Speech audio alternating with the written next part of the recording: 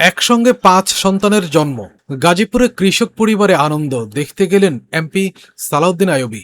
গাজীপুরের কাপাসিয়া উপজেলার টোক ইউনিয়নের দিঘাবর গ্রামে একসঙ্গে ৫ সন্তানের জন্ম দিয়েছেন এক প্রসূতি। নবজাতকেরা ও মা সুস্থ আছেন। নবজাতকদের মধ্যে ৩টি ছেলে ও ২টি মেয়ে।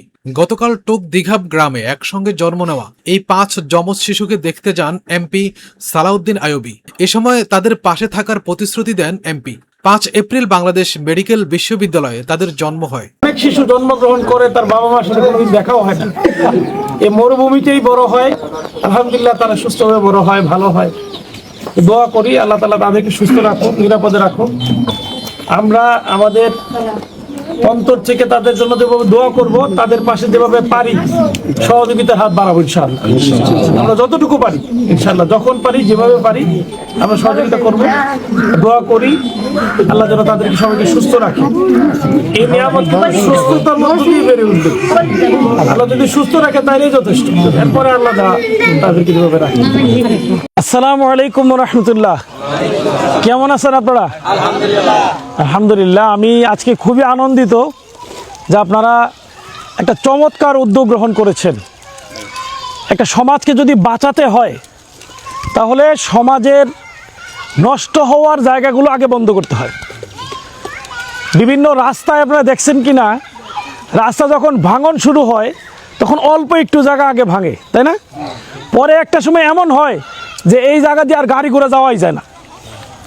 ঠিক সেরকম আপনার এই সমাজের মূল নষ্ট হওয়ার শুরুটা হলো আপনার সন্তান, আপনার ভাই, আপনার ভাতিজা যখন সিগারেট ধরে। যেদিন সিগারেট ধরে সেদিন তার সূত্র শুরু হয় রাস্তা যেমন প্রথম একটুখানি ভাঙে সেরকম ভাঙার মতো। আমরা আল্লাহ সুযোগ দিয়েছেন, অনার্স লাইফে পড়াশোনার সময় দেখেছি আমাদের বন্ধুরা কীভাবে নষ্ট হয়েছে।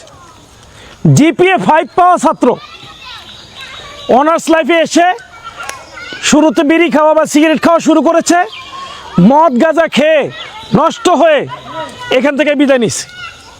বাবা মা খুব শখ করে ভর্তি করাইছিল, অনার্সে মাস্টার্সে ভর্তি করাইছে, কিন্তু চাকরি তো দূরের কথা, সন্তানের মুখ দেখানোর মতো অবস্থা নেই। আলহামদুলিল্লাহ আপনারা এরকম একটা সুন্দর আয়োজন আজকে করেছেন। যারা আজকে আয়োজন করেছেন তাদের প্রতি আমার কৃতজ্ঞতা। আমি কথা দিচ্ছি, আজকে যেভাবে আপনাদের কাছে এসেছি, আপনাদের সমাজের যে কোনো প্রয়োজনে, আপনার সন্তানের সুখে দুঃখে, আপনাদের সুখে দুঃখে, আপনাদের এলাকার উন্নয়নের জন্যে যে কোনো প্রয়োজনে আমি আপনাদের সাথে থাকবো ইনশাআল্লাহ।